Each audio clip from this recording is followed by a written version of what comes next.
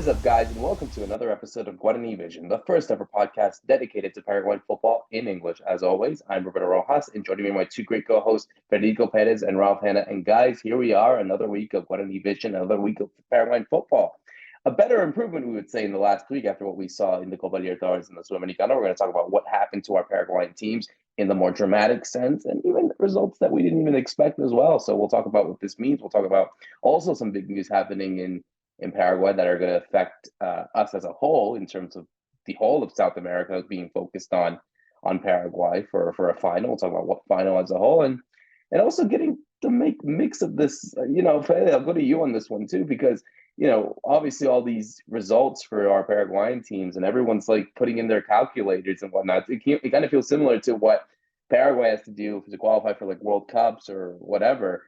We're all kind of talking about this Club World Cup that's going to be happening in the United States next year, and I feel like just before we got on the air, we're not going to talk about it deeply, but everyone's kind of focused on if Olimpia have the chance of making it, or even Cerro can do it as well. But a lot have to go on. The baby steps that we saw, I don't know, yesterday, or maybe the stepping stones for Cerro to maybe play in that competition next year. You never know.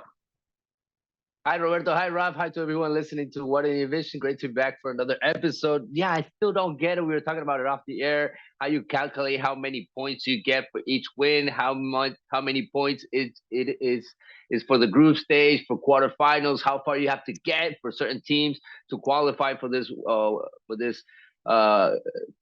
Cup that's going to be played club level in just over a year, and it's going to be a huge event, right? Not only in the U.S. but obviously for the whole continent. I mean, for South America, it's huge because of how much money is behind all of this. For our Paraguayan clubs, it would be tremendous if they get to qualify and play against a Real Madrid, a Manchester City. Those big teams from Europe, and obviously it's going to be a huge event, a huge tournament. It's going to be the first time that it's going to be played. Olimpia is such a traditional team, but they're not in Libertadores this year, so they can't add up any more points. They have to wait for other teams to kind of have a bad Libertadores this year, for certain teams to win it. People are trying to get that down, but I do think, just like us, a lot of people are kind of confused on the whole situation. I know there was something that FIFA threw out in social media this week with the teams that are already qualified, and no Paraguayans are there yet, but Olimpia and Cerro do have the chance to still qualify. Cerro is running in this Libertadores. They're fighting their chance to try to make it through the group stage. They just got their first win this week against Alianza Lima, so it's looking better for Cerro Porteño after losing the first game against Colo Colo. Things are kind of picking up, especially winning at home and with a late win, right? That pretty much last minute goal from Pachi Carrizo, a player that's also been criticized a lot. He pretty much lost the starting role also in this team. He was always a starter in Cerro Porteño. He came through for his team, and obviously Libertad doing it at home. Also, it was a huge win for them, and in quite a fashion. I think it was probably the best win we had this week from a Paraguayan team in Libertadores and in Sudamericana. No wins, but better sensations from the team, especially Ameliano. That was the team that was able to draw in Uruguay, and I love what I saw from Trinidense, guys. I mean, they were so close from getting a tie from a giant like Boca Juniors in Buenos Aires. It was the first great experience for them. Trinidense was able to make a name for themselves also outside of the country, and they really put up a fight against Boca Juniors. I'm still kind of angry at the ref. Maybe a penalty could have gone their way. Jose Arruda, the coach, also said a couple of things after the game, but we'll get into depth. We'll talk about all of these games and everything that's happening in the Paraguayan football. We had a busy week here, Roberto. A lot of movement, a lot of activity in Conmebol. Also, so happy to hear that the Sudamericana final will be played in Paraguay. Again, we had one, just a couple of years ago, 2019, but it's coming back to our country just a couple of years ago, and now we're going to get another Sudamericana final in Paraguay. Another final. Maybe Los Palmeras will return again, but it all depends on Colón playing. Oh wait, they're not in it. But yeah, no, I think it's certainly a more positive insight into Paraguay football in comparison to last week. And also, right after we got off the air last week, I'll go to Ralph on this one real quick. We also, for a team like Paraguay, the national team, of course, who couldn't play one friendly at all in the last FIFA date, may just decide, all right, we'll just play 3 instead, because outside of the Chile-Panama game, they'll be playing a game in Peru against Peru. So you got literally 3 friendlies in a span of 9 days, against Peru on June 7th, against Chile on the 11th, and against Panama on the 16th. But they're all away games, Ralph. That's the curious one. We don't see Paraguay playing a single game right before they go into the United States to play in this Copa America. But hey, 3 friendlies is better than none, I guess. Yeah, that's right. Just after we finished recording, of course, they added that extra game, so we have to talk about it this week instead of last week. I don't mind that they're away games. I mean, Paraguay's that's where they got to play a lot of the games, right? In the US for Copa America, and then the harder eliminatorias games are always those ones that you play outside of the country. So I think it's from that aspect, it's good practice. But it is strange, right, that we're just talking about how the Sudamericana finals going to be in Asuncion, very possibly in Defensores del Chaco. So why not also kind of build up for that and use it for people to come and see the team before they go off? But it's one of the realities that we were talking about with the friendlies, finding it hard to host, or teams that will pay for Paraguay to go, which is the whole Russia situation we talked about. But we do have some good news in terms of the future of the national team, right? Because where there has been a really big investment, and Fede was talking about lots of movement in CONMEBOL, well, they opened the new kind of high performance center for the youth football in Paraguay, which is going to be kind of used by national teams when they're training, but also by the clubs, right? So week in, week out, they now have these 10 full-size pitches as part of this much larger complex where they can always be playing games. Because one of the issues you have with youth football in Paraguay is that outside of the big clubs, sometimes the pitches you're using, the fields are not very good standard. That can lead to more injuries. We have a lot of ACL injuries happening in Paraguay at the moment, especially with young players. So there's been a big shift in mentality of how can we better protect players and what can we do to develop these players to then get through for the national team. So although they're not investing in the home friendly, we've got the big high performance center. So now you've got the senior teams high performance center. You've got the women's teams high performance center that was last year that was inaugurated, and now we've got for the youth football. So things are moving in the right direction there. I think it's a very exciting moment, right, for all the young players here in Paraguay. I mean, you could see the players because they were invited to the premiere, and even though Infantino was there, I think what I got from it was just to see them so happy with everything that they had, with 8 beautiful fields, 10 new locker rooms. I mean, the players are gonna have just about everything they need to build their careers. I don't know how the teams from the countryside are going to handle this situation, but most teams will play in those facilities, artificial grass, which is something that we're seeing a lot, not only in South America, but also in Europe. A lot of players that go to Europe eventually are playing in those kind of places also. So it's going to be huge, Roberto. The last investment, the last time a lot of money was put into the young leagues was back in 2011 after the tremendous World Cup that Paraguay did in 2010. The FA used that money to build new fields in New Wasu, very close to where now they build the new fields. But it's just going to be huge. I don't think we're going to see the impact of this whole situation in maybe 5-10 years, but this is big, Roberto. I mean, you see countries like Brazil, Argentina having these kind of facilities. They're bigger countries, but we don't have these kind of places in the countryside. So I think this is something that was needed. It's not something that FIFA wanted to put here in Paraguay. I think it was something that Paraguay really needed, and it was great to see CONMEBOL, FIFA, and the FA come together for a lot of money, because a lot of millions and millions of dollars were invested into all these fields and these new facilities. Yeah, absolutely. I think it's a really exciting prospect, you would say, for Paraguayan football to help develop these players and develop these teams. So hopefully that it allows it to put themselves on the right foot and into the right step. As we talk about a team that is also looking to put their campaign at the right step. We're talking about Cerro Porteño, who had to host Alianza Lima in the second game of their Copa Libertadores group stage campaign. A lot of pressure on the Cedro side. And I'm going to go to Ralph on this one first, because obviously this was a result that they needed to get. They needed to get a win, and they got it. they got it in a circumstance that perhaps they didn't want it. It was a really a team like Alianza Lima, who, with all due respect, Cedro should be able to beat them 9 times out of 10 at La Noya at home.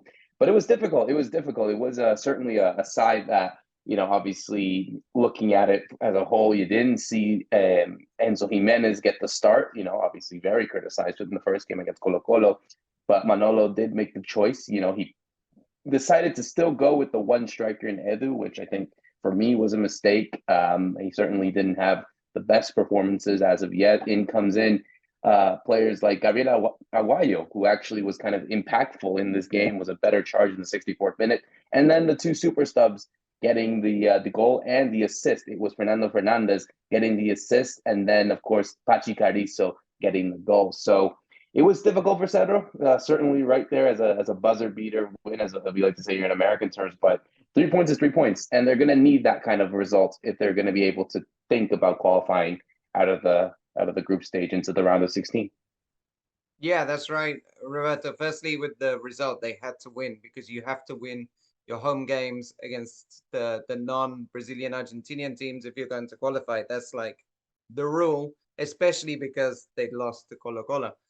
Remember, Alianza Lima are on an awful run in Copa Libertadores. I think it's 37 games and just that one win, which was that crazy result against Libertad. So maybe as the game was wearing on, maybe they felt, hey, we can do some magic again in Asuncion, because they didn't generate a single shot on target until the 90th minute, but then they had 3, and Jean Fernandez had to make some really good saves.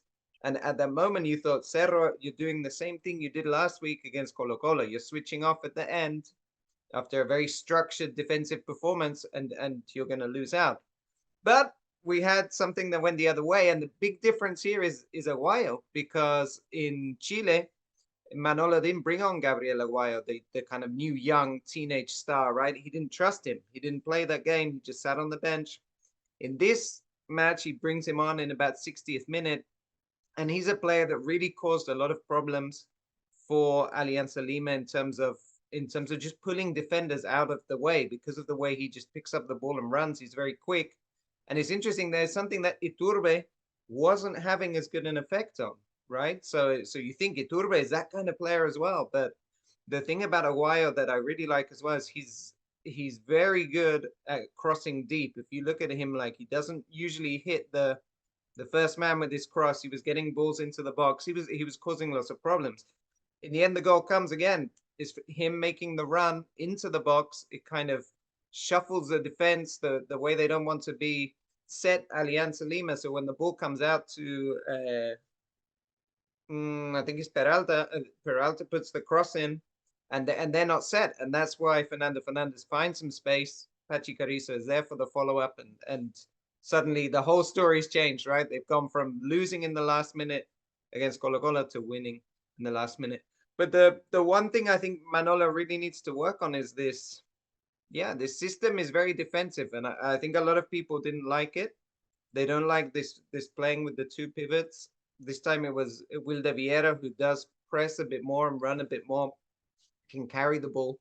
But it's a very like static and defensive setup, which you can tell Manolo prefers, because he wants to be structured and not concede. But like you were saying as well, with Edu, just the one striker, and Edu is he's like a very, what's the word? Like, not very flexible, or doesn't run. So that suddenly, you have this kind of sun at the top, and everything has to orbit around him, but he's not able to bring players in at the moment. So it becomes like this. Yeah, it wasn't very good to watch. I felt most of that game, and I think it could be solved by either playing with 2 strikers or using Turin more than Edu, in my opinion, because Turin's much better in that link-up play. Yeah, Turin didn't do much either, Ralph. Even though he got a lot of game time in this match. I mean, going up against Zambrano, a starting player in his national team for Peru. I mean, it was kind of hard for him to get around that center back and even bounce balls or try to get those balls those long balls for the rest of the players. I mean, it wasn't even a pretty match at all for Cerro Porteño, especially in that first half. I just thought Cerro Porteño was not getting the hang of the ball and was not clear about what their idea was to get to the box. And the strikers are having a really bad year so far. I mean, Churin, Edu, that was the last one who came through. Even Fernando Fernandez, who came through with that assist. I mean, talk about a cold-hearted player, right? I mean, the last play of the game, he's a striker. He's usually thinking about scoring himself, but he saw Pachi Carrizo right next to him, and he put the chest on that ball. I mean, talk about cold-blooded. I love those kind of players, especially on those hot moments when you need them, and you could feel the stadium was really on top of the players because everybody that was there was waiting for a win from Cerro Porteño, a team that could convince them. Also, Cerro was coming off a win against Nacional from the local league, where again Gabriel Aguayo was probably the best player. He was the difference maker, and that was the talk before the game. Is Aguayo going to start? Is Manolo really going to look into a young player and put him into this team? Because so far, like we said on the last episode, Manolo has put in the experienced players. He's put in Brock in center midfield. He's putting Peralta, Wilder Riera in the midfield. He's trying to link certain players in the midfield, but it's still kind of sloppy in that midfield. I mean, Morel is the only one that's pretty much played, but then you're seeing other players trying to step up. I love what I saw from Robert Pires da Mota, for instance, coming in. He looks more like an attacking midfield, or the one that can press and even look at and even touch the box a little bit more. I think that's where Manolo Jimenez needs to work a little bit more on the creative side, because you need to make space for this player, Gabriel Aguayo. I mean, people are asking for him. He looks ready, to be honest, and he needs the game time. He needs to play in Libertadores. Obviously, now you got Fluminense. How are you going to set up the team? This is what I want to see in a couple of weeks, right? I don't think they play next week, but in just 2 weeks, they got to play against the toughest and the hardest team in this group and get something out of this. The win was very important. This gives you the opportunity to fight the group, but now you got to be realistic and smart about it. There was even talk after what happened with Colo Colo, between Cerro fans, and you could hear it in the stadium. Hey, why not try to qualify for the Sudamericana already after just one game, guys? I mean, people's hopes were really down after what happened in Santiago, Chile, and trust me, Roberto, Ralph, people were going crazy after that last minute goal from Pachi Carrizo. It was a beautiful scene to see the fans go crazy after a late goal like that. Cerro fans really needed a win like that. They needed a win in whatever shape or fashion. I think they're going to probably need that as well, Ralph, next in the following week against Fluminense. Certainly a Fluminense side who, looking at it real quick, they haven't blown away the opposition as of yet. They tied Alianza Lima. They barely beat Colo Colo, a 2-1 win over the Maracanã. So again, the side hasn't blown away teams that we've been accustomed to in the past, but that doesn't mean they don't have the capability to do so. But looking into the next game against Cerro Porteño, playing again, it's probably the second toughest fixture of all the 6 games that Cerro have to play. I think you have to look at what Manolo has to do, and you look at some of the players who haven't impressed in those first 2 games. And looking at Edu, certainly players like Carrizo and even Aguayo giving a chance to start Fernando Fernandez. I mean, if you're in his shoes, what would you see Cerro line up? Even if they need to get something, because that is the debate. Do they go for the win? Do they try to preserve themselves and see what they can do in other games? It's a lot of opportunities, you could say, for Cerro Porteño, because of course you have to play to win, but you have that kind of lurking factor of the Sudamericana there, just in case. Yeah, well, I think if we see this setup against Alianza Lima, we're not going to see more attacking against Fluminense, right? It's going to be very similar. I don't think Aguayo will get the start because I don't think he wants to risk him in such a big game early on. The question marks, I guess, are more of a, they have an issue. I feel they have an issue with Brock and Baez. If those two play together, it's very slow. They're not great. I mean, Brock is not great in distribution now that they're trying to play out the back, but they don't really have anybody else at the moment. They're very light in central defense, as we talked about. Bruno Valdez is watching the game injured. Quintana is injured, the young kid. So it's going to be kind of tough for them to really change that. But I think that's going to be the biggest test, because when you play a Brazilian team, it's looking, you're going to be defending a lot. So then the other is where Fede is talking about Pirista Mota and Morel, which can be a bit defensive minded, playing the two, but he seems to prefer that, and I think we'll probably see that partnership there in the middle.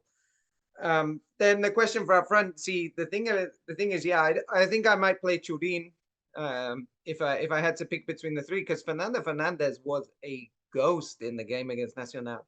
Like, honestly, I heard the name of the referee mentioned more than Fernando Fernandez in that Nacional game. I was like, oh, he's playing up there as well. He was, because he played this really strange role where he didn't want to be on the shoulder. He wanted to come deep, but he didn't need to come deep because I don't know if it's Peralta there, but they had somebody there. And he was just lost in that Nacional match. So it was great that he turned up in this moment here, but I don't know if he would be my starting striker. And so I think I'd end up with Churin, but again, it's like, it's not like Churin is in there because he's playing so well. It's just because we don't have that many options at the moment looking at the team. So yeah, let's see how it goes. I think, I'm sure from what we've seen so far of Cerro, they will be happy with a 0-0 draw. I mean, this is the way he's setting the team up at the moment for most games, is to not concede and try and steal a goal. So I can only imagine against Fluminense it'd be something very similar. But so far, certain players are kind of being erased from this team. I mean, you guys talked about Enzo Jimenez. I mean, he was the starting right back in the game against Colo Colo. Well, Bruno Valdez also injured. I mean, I believe as the games go by, we're gonna see a Manolo Jimenez put more and more into the starting team. We talked about the situation, his first games. He's still evaluating how the players are doing in each match, and as you have certain players not pulling through, he's even taking them out of the team, and that's not an easy thing to do in that locker room. I mean, take out Pachi Carrizo from the team, give less minutes to Iturbe because he's not producing, give more minutes to Gabriel Aguayo. Those are not easy decisions, but the coach is making those tough calls, and he needs to put the pressure on certain players so they can pick up their level. They really need to be up for the challenge, and they need to get the best version of certain players.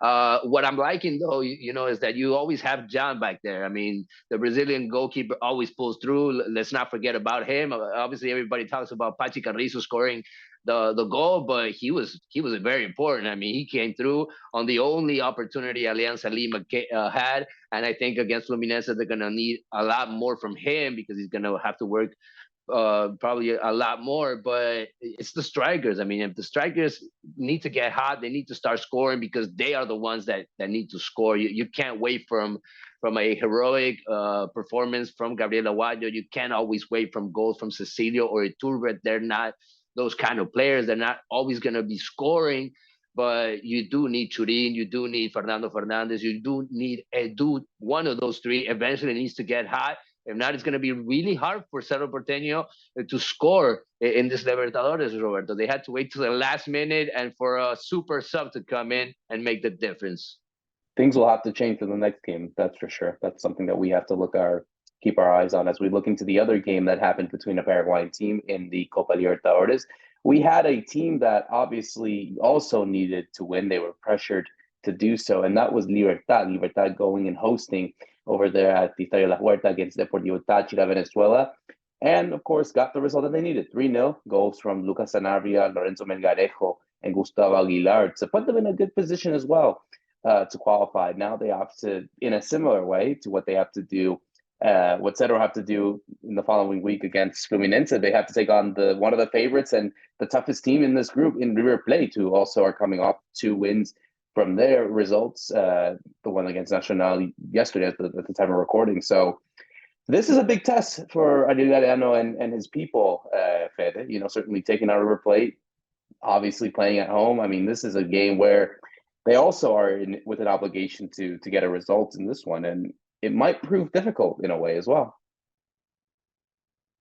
Yeah, you thought Ariel Galeano had it pretty clear. I mean, going into this Libertadores, I thought, the starting 11 was already there. It was just a matter of seeing what the level of Libertad was in the Libertadores going up against the big teams. But after losing to Nacional the away game, I mean they were pretty much obligated to win at home, and you saw that this team was comfortable playing at their home ground, and that was huge for them. I mean, obviously the people are very close to the stands; they're pretty much on top of the action.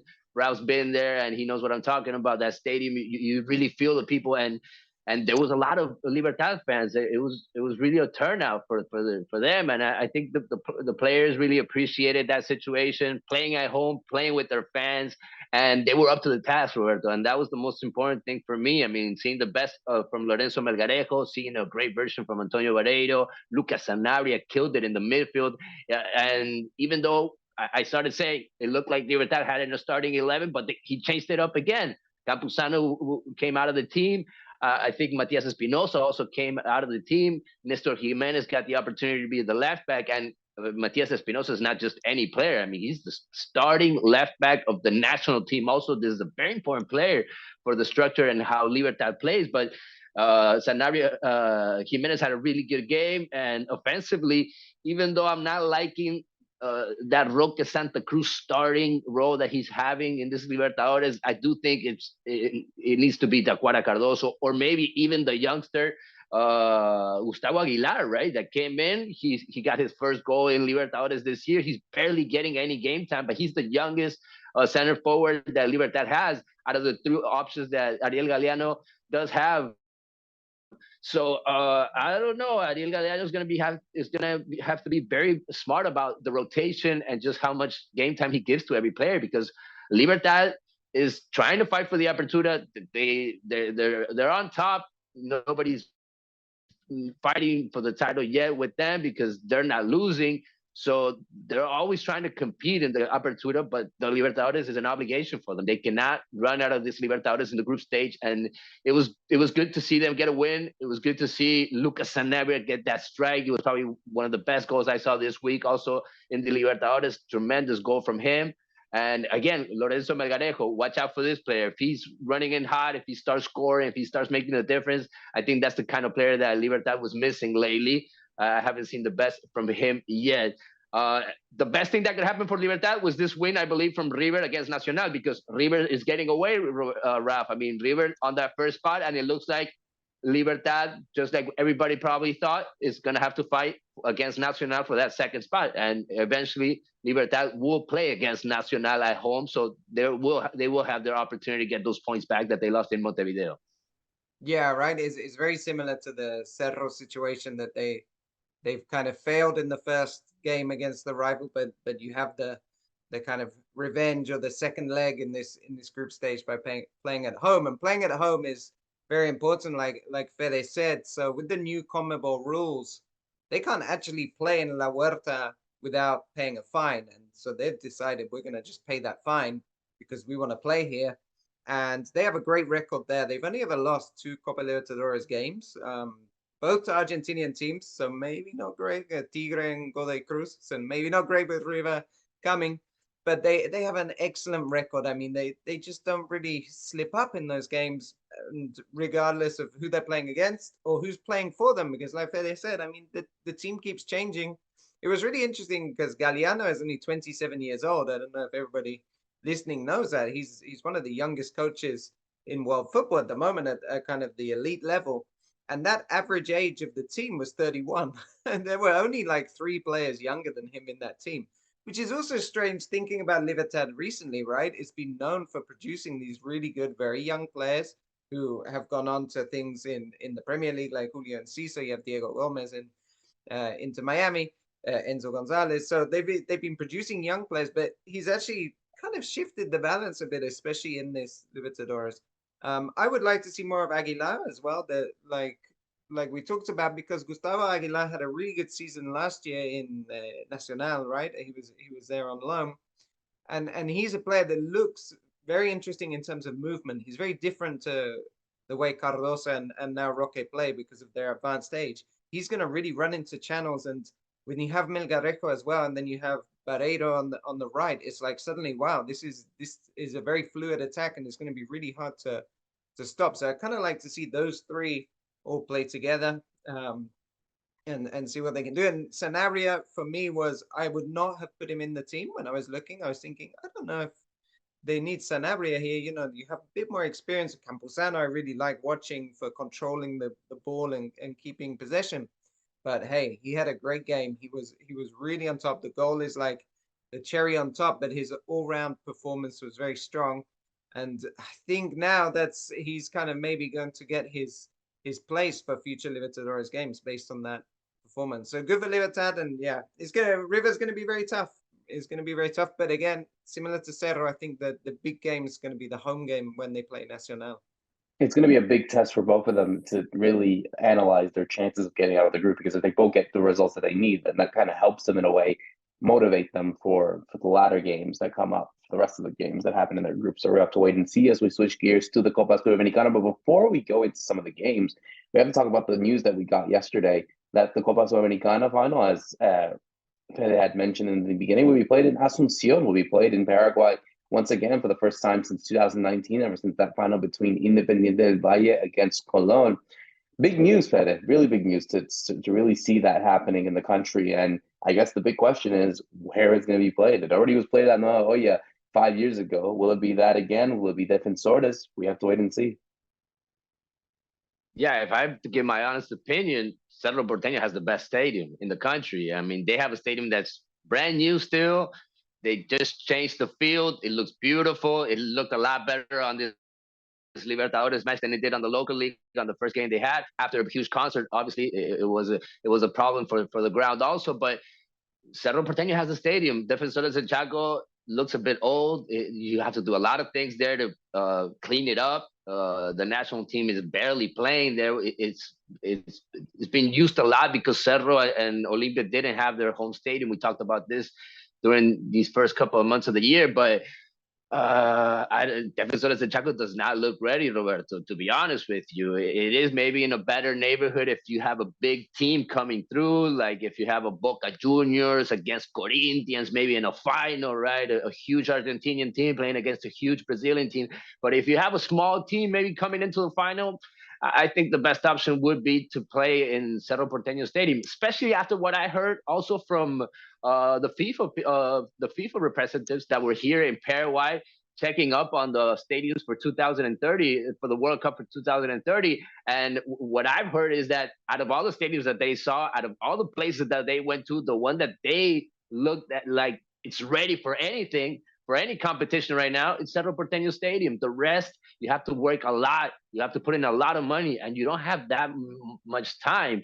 So as of right now, if it was up to me, I would say it's going to be played in La Nueva Olla. But since Cerro Porteño already had a final in 2019, I wouldn't be surprised if the game would end up in Defensores de Chaco. But those, I believe, are the only two stadiums, Roberto. Those are the only ones that have the capacity. Those are the only two stadiums that look ready for this huge event. And we'll see eventually which are the two teams, because it depends a lot, obviously, how much attraction, how many people are going to be involved in the final, which team eventually comes, especially if they're a team that's really close to Paraguay. If it's Argentina and Brazil, we're pretty much in the middle, so it's going to be easy for those fans to move to here to Paraguay. But we're already looking forward to it, Roberto. I was already happy looking to 2030. We were not waiting for this surprise, for this announcement. So it really caught everybody off guard. This was something that was not expected, and it was very good news to see that the Sudamericana will be played in Paraguay. Hopefully, one or two teams from Paraguay make it that far, so we have the opportunity to see a Paraguayan team in that final. Yeah, it was a surprise, like Fede says, because Paraguay just missed out right on the Pan American Games. It ended up going to Lima, and there was a feeling that maybe Asuncion's lacking some of the infrastructure for these bigger events. The fact that they had 2019, you usually think like this will cycle around every 7 years, more or less. It won't. There's 10 teams, there's 10 countries in CONMEBOL, but not all of them will host games. Like at the moment, Venezuela can't, Bolivia won't. So you think like maybe in 7 years it might cycle around. So 5 years was like, whoa, this is a surprise.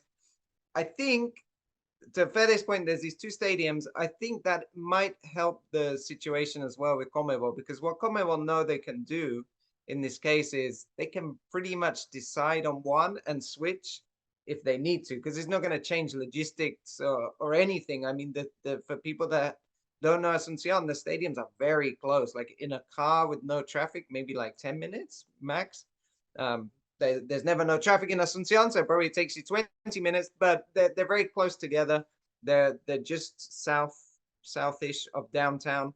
So I mean, it's they could name La Hoya now, or they could name Defensores more likely.